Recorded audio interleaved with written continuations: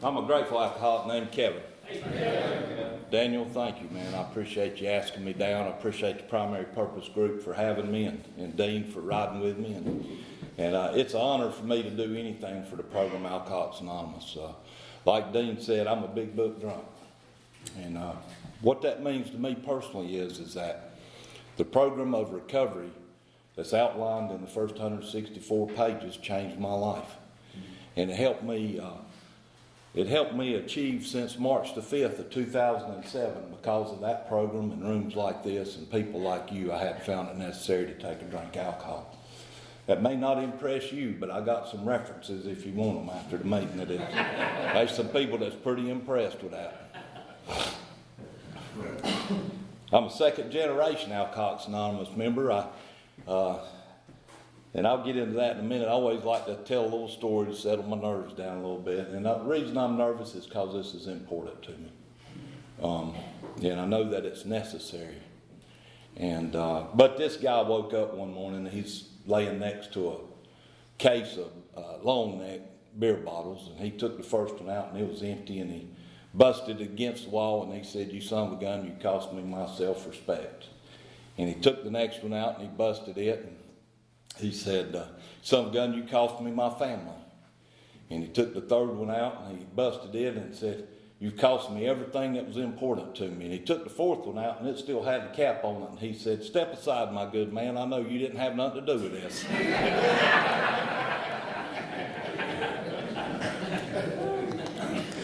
I was born to young parents, and at the age of 5 they separated and subsequently divorced. And I knew that it was because of alcohol, because of the talk around my family and the things that my father was doing and the trouble he was getting in.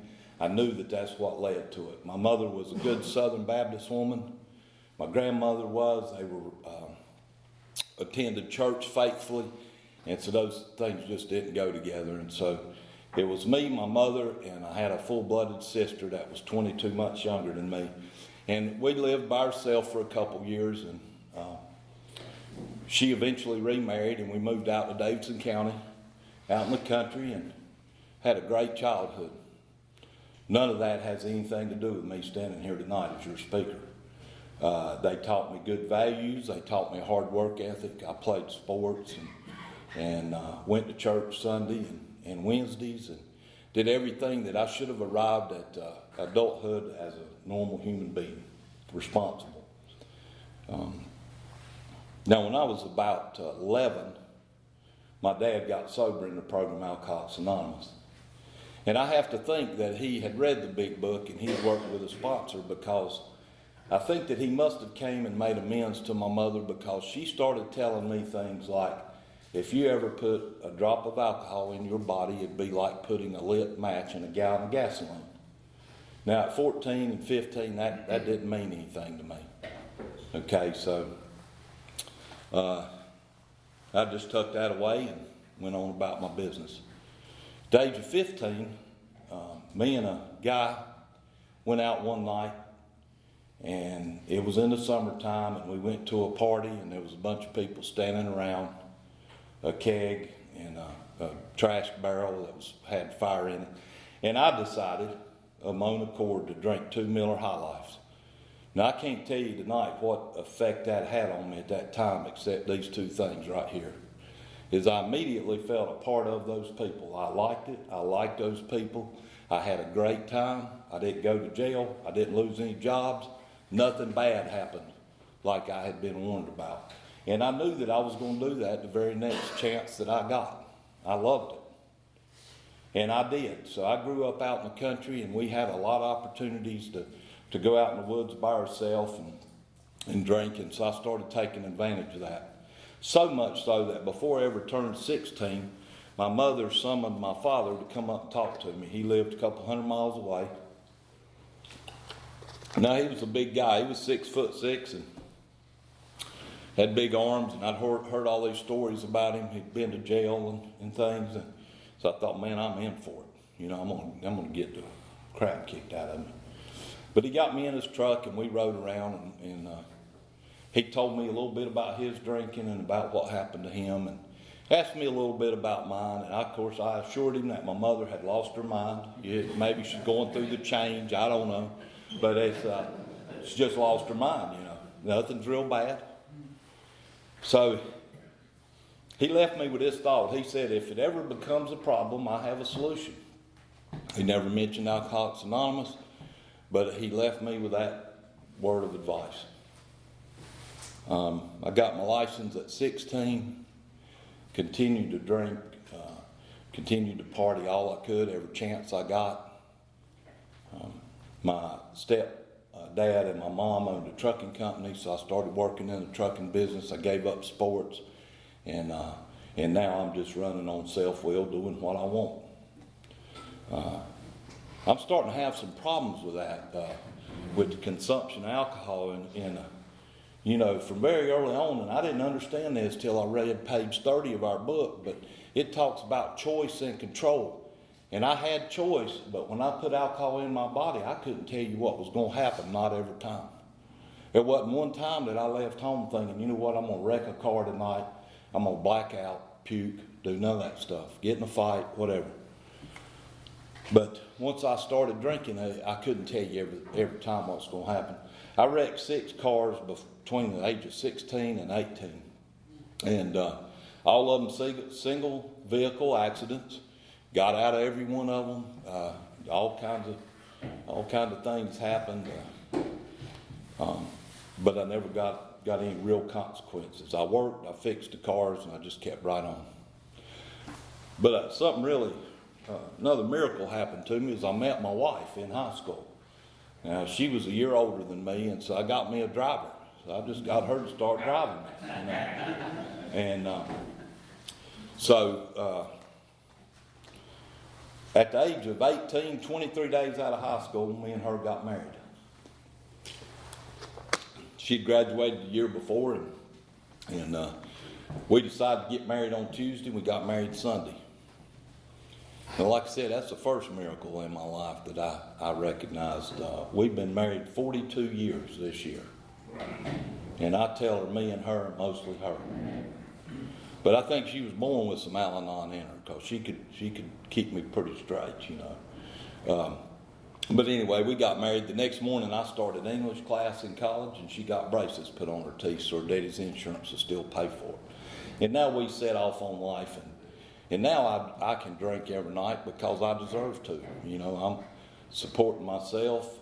I'm in college and work, and you know, I'm having some problems, but they're manageable, I'll say. So I graduated college, and year out of college, my mom and stepdad divorced and sold the company, and I was out looking for a job. So I went to another trucking company, went to work in operations, and I found those people just like me again, you know. And I took up golf. I like to play golf, and so we'd go out, drink, play golf, and you know, I was gone a lot of the time. But in '89, we had my first daughter, and you know, I pretty much went and did as I wanted and left my wife at home to raise that child. 1985, at the age of 21, that father, he got cancer and died within 4 months. And he died on his 40th birthday. And we put his 10-year chip in his vest pocket and closed the casket. Now, that didn't mean anything to me, really. You know, I had the opportunity to be around him and listen to the stories and seen how he lived his life as a sober member of Alcoholics Anonymous, but I didn't think any of that was relative to me. So we got married, had my first daughter. I'm wind up 96, my mother dies. And my mother and I were real close, and you know, I don't have any other tools in order to take care of that hole that's blowing through me. I had give up on church a long time before this, so you know, I was running on self-will. So my drinking picked up pretty substantially, and so much so that me and Regina started having some of those serious conversations around 97. And I said, I'll just quit. And I've still got the ability to choose at this point. And that gives me the illusion that I have some control. Okay, so as long as I'm not putting it in my body. Now I'm going to tell you that I'm not a very pleasant individual to be around. But in the trucking business and managing organized labor, that became an asset for me. I wasn't winning any popularity contest, I promise you. In 97, when I quit drinking, a lady by the name of Becky, and my mother had passed away, she kind of took us in and invited us to her house for holidays and stuff like that. And her brother was in the program, Alcoholics Anonymous, and she gave me a big book that I still have today. I promptly stuck it in my closet and put it up because I didn't think that applied to me. I flipped through it a little bit, but I never really read it. So I can tell you that it don't take hold through osmosis. You have to read it.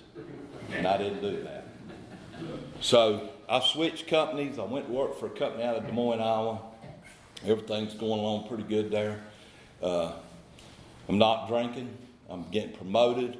I go from director of operations to vice president of operations to national accounts for one company, one customer for the whole United States.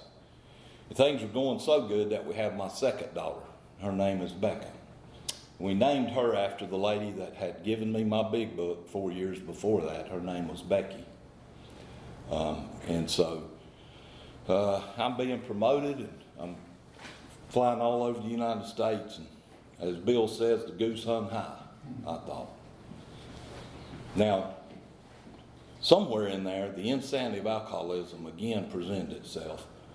And I would like to tell you where or when or what day, but I don't remember when I picked up another drink. But because everything was going so good that I thought that this time will be different.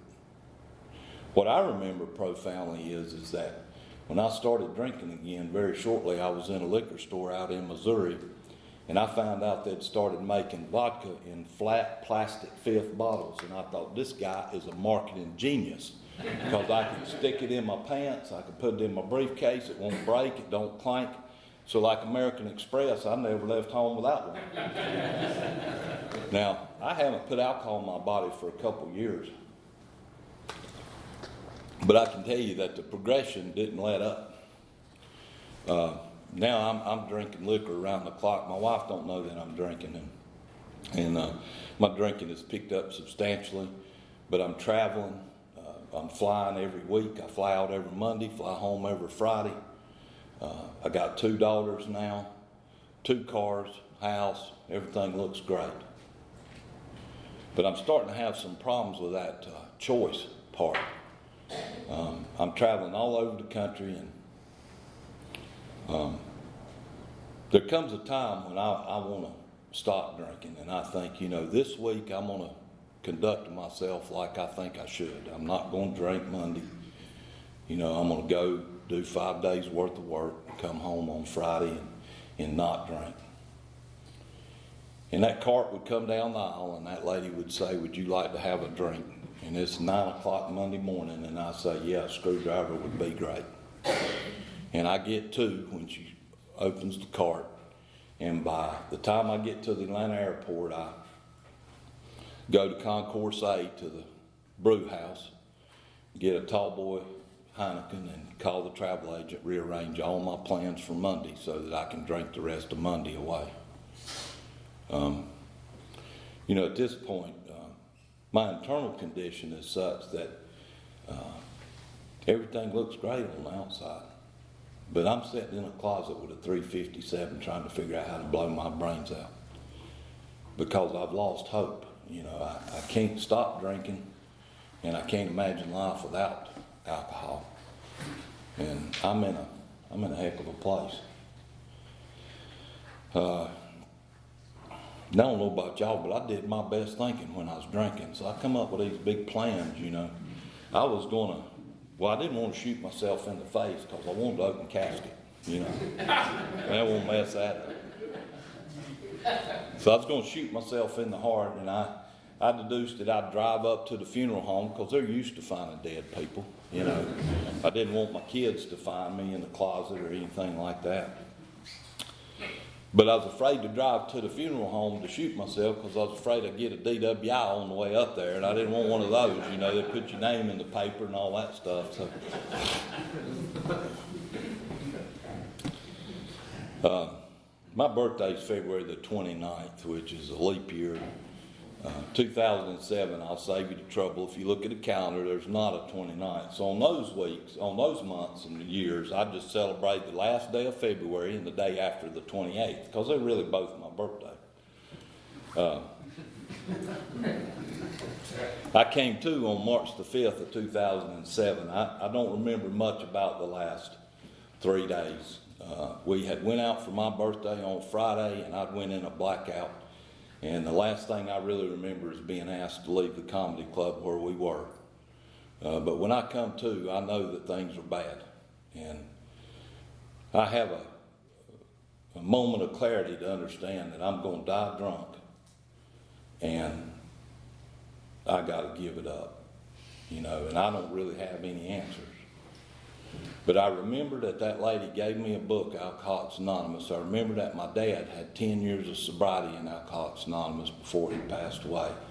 So I called that number, and the lady on the answer machine said, there's usually a meeting at the club in High Point. She said, there's usually always somebody there. And so it took me a couple days to get in shape enough where I could get to the club at 1301 English. And so I went to my first meeting, Alcoholics Anonymous. And the minute I went in, I knew that I was at home.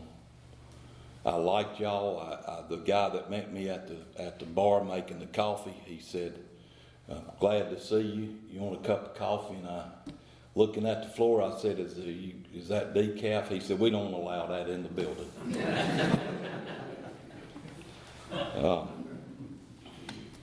You know, I met some people that took me in, and they started teaching me how to live sober in Alcoholics Anonymous and how to apply these principles to my life. I'm going to say within the first 2 weeks, I met a guy named Glenn Wiley. And Glenn took me to the side one Tuesday night, and he explained to me the insanity of alcoholism. And he explained to me that it has absolutely nothing to do with when I'm drinking. It has to do when I'm stone cold sober. That again, no matter what's happened in my life, that's not sufficient to keep me from taking another drink. Lost jobs, lost wives, go to jail, none of that is sufficient. Because our book talks about that I can't remember that sufficiently to keep me from taking another drink. And I looked backwards in my life and I understood that. That Monday mornings on that plane, you know, I didn't really want to take that drink, but I knew that I didn't have any other choice. And so, you know, I just started coming to meetings and listening to those folks like y'all that had explained to me how they had to beat alcohol and how they were not drinking today. And I enjoyed it, man. I've always enjoyed Alcoholics Anonymous. There's 2 places that I felt comfortable in this world, and one of them was bellied up to a bar anywhere in the United States, and the other one is in the rooms Alcoholics Anonymous. Y'all are my people. Y'all are the people that I've sought out and hung out with my whole life. You know, I had to get busy, though. I had to do some work, and they explained that to me. They told me to read that book, and the first guy I met was a guy named Bill Lanier, and he told me, he said, you pray in the morning, ask God to keep you sober, read something spiritual because you're going to need it. Go to a meeting that day and pray at night and thank God for keeping you sober that day. And so I started doing that. Quite frankly, when I came in, I had given up on prayer and religion and a relationship with a God of my understanding a long time before I ever got to Alcoholics Anonymous. So I just jumped right to step 11, and I prayed for knowledge of God's will for me and the power to carry that out. Because I'm more advanced, you know, than most people. And that worked for a while, you know. I started getting involved with Alcoholics Anonymous. About 4 or 5 days later, I realized that I had not wanted to drink the liquor that day. And for me, that had been a long time. Been several years. I would sit downstairs with my wife upstairs, and she was in bed. She don't know I'm drinking at this time, and so eventually I get drunk enough that I go upstairs and bump into an armoire, and she said, "Have you been drinking?" And I said, "You're damn right I have." And now the cat's out the bag, you know. So my life had been, my relationship had been with all the people around me had been in the toilet, you know. It's amazing how much better those people get once I stop drinking. I mean, they got, some of them even got to be kind of friendly, you know. I started listening to the people in Alcoholics Anonymous, and they started giving me, just like Glenn Wiley, they started giving me advice and sharing their experience with me free of charge. It's the only place I've ever been in my life that people legitimately wanted to help me with no expectations. They wanted nothing from me, you know. When I realized that I hadn't wanted a drink of liquor that day, the only thing that I could realize that I'd done different was pray to a God that I really didn't understand and come to the rooms of Alcoholics Anonymous. And so, you know, my life just kept getting better. I started getting involved in AA about May, though. That happened, you know. I'm going down the road one day, and sun's shining. It's a beautiful day in May, and the thought comes across my mind that a couple beers would be good today. You know, it's been 2 months. And the next thought that come across my mind is that my sobriety date's March the 5th of 07, 357. You know, I can go back to that closet any day I want. But God gave me a choice. And, I was faced with the idea, what am I going to do with it? What I did was I went to the rooms of Alcoholics Anonymous as soon as I could. You know, I didn't, things just kept getting better. Memorial Day, I'll tell you this, at Memorial Day I went to the lake and just got there at like 5 o'clock. We had a place down at Baden, and it got a little uneasy, and I did what y'all told me. I turned around and went to a meeting at Alcoholics Anonymous. It was 50 miles back to the closest meeting. As soon as I got there, again, I knew that I was at home, and that sense of ease and comfort came in, and I didn't have any more problems from there, you know. I can't explain to you the people that I've met in Alcoholics Anonymous that have changed my life by sharing their life with me and their experience. Just like my dad did early on, like Glenn Wiley did. In August, Bill grabbed me up, Bill Lanier, and he said, well, actually, he didn't grab me. He told Mike Hurry, he said, "Mike, I've looked for everybody that's worth anything to be the secretary of this group, and I can't find nobody, but Kevin's agreed to do it." You know, I said, "Nice." So they let me make coffee, and I got to do that for 3.5 years. I was in the club in High Point. It's like a bar, a counter where everybody comes in. So I got to greet everybody that came in the door, and I made all the coffee. And I didn't want you near my coffee pots either. I'm gonna tell you that now. Best thing ever happened to me. They got me involved in Alcoholics Anonymous. About September, I had a friend that I'd known for 30 years, and he was actually the son of that lady that gave me my big book. And he and I used to drink together, and we used to run around together, and I knew how his drinking was. And so she called my wife, Becky called my wife, and asked her if I would go talk to David. They know that I'm sober in Alcoholics Anonymous, and Becky's brother had been sober in AA, but he had since passed away. And so she asked, would I go talk to David? And of course, I'm on the pink cloud, and I'm fired up about AA. And so I called my sponsor. I'm like, "Hey, man, this guy, I've known him for 30 years. He drinks like I do. I need to go talk to him." And he said, "Does he want to see him?" And I said, "Well, no, his mama wants me to go see him." He said, "You can't go." He said, "Pray and read the 7th chapter." And I did. And a couple of weeks later, another call comes, and another call. And all 3 times my sponsor told me the same thing. He said, pray and read the 7th chapter. And so I did. On September the 15th of that year, the call came that David would like to see you. He wrecked his car. He's having some problems. So I'm thinking I'm going to get some profound knowledge now. So I called my sponsor. I said, hey, now he wants to see me, not his mama. He said, pray and read the 7th chapter. What I found out in that exercise was that 7th chapter told me those first 3 times why I could not go. That I might run the only opportunity I had to carry the message to him, Alcoholics Anonymous. And the 4th time it told me what to do. And it told me to go and tell him about me. To tell him about my drinking. It said don't say nothing to him about his.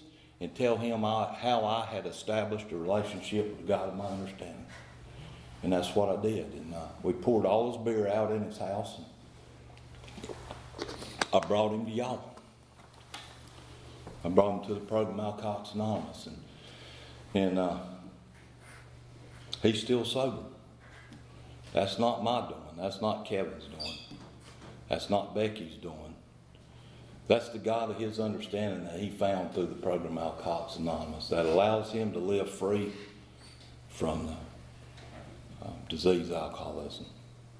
I don't know about y'all, but that was a little freeing for me to understand that I wasn't immoral or weak-willed or that I had a disease. And I think personally that I had a genetic predisposition to it. My dad was alcoholic. I got uncles on both sides. You know, if you shake my family tree, those drunks fall off every limb. And so I think, but it was me that put massive amounts of alcohol that kicked that allergy off and the disease alcoholism. And today it doesn't really matter how I got it. It really doesn't matter. The fact of the matter is that I know that tonight that I cannot successfully drink. But I know also that there's a solution in the room's Alcoholics Anonymous. And it's one of the best things that ever happened to me. About 6 months sober, I got a new sponsor. I could relate to a lot of what he said. He said in his talk that if you're around people that don't approve of your drinking, just don't be around them people as much. And I understood that, you know. And I was about 6, 7 months sober whenever I asked him, and he's still my sponsor today. He's been sober 41 years. And how valuable is that, man, that I have somebody in my life that, more than one somebody, that I can talk to and share in their experience, strength, and hope when I have things come up in my life. You know, everything hadn't always been peaches and cream. We lost Becky. We lost her husband, who were close to me. Lost that company when I got sober. I was working and started a trailer repair company with a brother-in-law and a stepbrother, and that company we decided to part. And I did what y'all told me to do. You know, I just prayed and waited on the next thing to happen. What happened for me next was an absolute blessing. That little girl, Becca, that had been born, me and Regina, my wife, she's working for a bank and she's traveling, and we sit down and something kind of unusual for me was we sit down and had a conversation about what was mutually beneficial for both of us, and prayed about it, and we decided I would stay at home. She was traveling for a bank, and they were opening a lot of banks. It was 08, 09, and they were opening a whole lot of banks, and so we decided I would stay at home. And so I did. And then I came to y'all and told you that I run things around my house: the vacuum cleaner, the dishwasher, the stove. You know, I got to spend 4 years with that little girl from the time she was 7 or 8 until she was 12. And I took her to school and I helped her with her homework. And you know, that was something that I didn't have the luxury of doing with my oldest daughter because I was gone a lot. And the blessings that I received from that is no amount of money can ever be put on that. We were making her lunch one day, and she had 2 pieces of bread, and she put cheese on one side and ham on the other side, and mayonnaise and mustard, and she slapped them down, and she said, "Now that's what I call a sandwich." You know, I can't buy that. We was talking out earlier, we got to travel with her playing volleyball. And we did that for about 7 years. And we spent every weekend together, and, you know, traveled all over the East Coast. And man, what a blessing that was. My oldest daughter, she got married and got divorced all within the same year. And you know, I could be there for support for her, and she conducted herself with dignity and respect, and she stood up for herself, and I was very proud of her. But I got to be a part of that. I got to be there for her and support her in those things that happened in her life, you know. If I'm drunk, I'm not there. You know, I check out when I drink. A lot of those people that were there at the club whenever I got sober are not with us anymore. All of them died sober. Karen Philbin was another person very important to me, and I got to work with her for 4 or 5 months one time briefly and between jobs, and she did all the literature for High Point, and she was heavily involved in the intergroup and the literature, and you know, I got to spend that time with her and see the other workings, the inner workings of Alcoholics Anonymous. And you know, after my oldest daughter, she got divorced. Eventually, she met another man, and they got married. And he's in the military, and they started having grandkids. I got 2 now, and they're in Anchorage, Alaska. And they're 3 and 2, and I got number 3 on the way in February. And you know, I get to be a part of their lives. They've never seen me take a drink. In fact, my youngest one don't really remember me ever drinking. I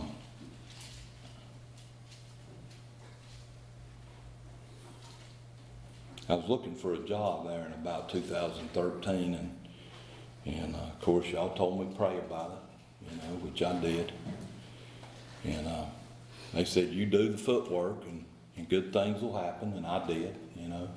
I put my resume out there, and a lady called me one day and said, I have a company looking for somebody with your experience. They're based out of a little town south of Akron, Ohio. Do you know where that is? And I said, I sure do. So two interviews, and they offered me the job, and I stayed there 11 years.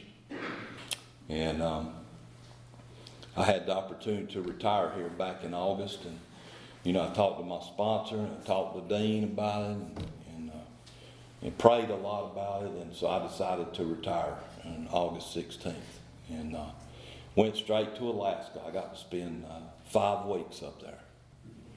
Fantastic. Got some good groups in Alaska, Big Book, Singleness of Purpose groups, which was refreshing for me. And so I found meetings up there that I attend when I'm in Alaska. And I got to spend that time with my grandkids. My youngest daughter, she's getting married on May the 3rd of next year. And we're excited about that. So the number of blessings that have happened in my life through and because of the people in the program Alcoholics Anonymous are really too numerous to list, to be honest with you. I was telling Dean on the way down here, you know, I could see a path where my life would have been completely different had it not been for the program Alcoholics Anonymous. My home group's at the spiritual group at the club. We'd love to have y'all come be with us on Sunday morning at 10 o'clock. And Daniel, I'm going to get done a little bit early, but I think I'm done. I appreciate you having me, and I appreciate y'all asking me. And I'll just leave you with this thought that, you know, we talk about time in these rooms a lot. And I don't know about y'all, but I lived one day at a time, a long time before I got to the program Alcoholics Anonymous. But somebody shared with me that, you know, if you want to know the value of a year, ask a student that just failed the final exam.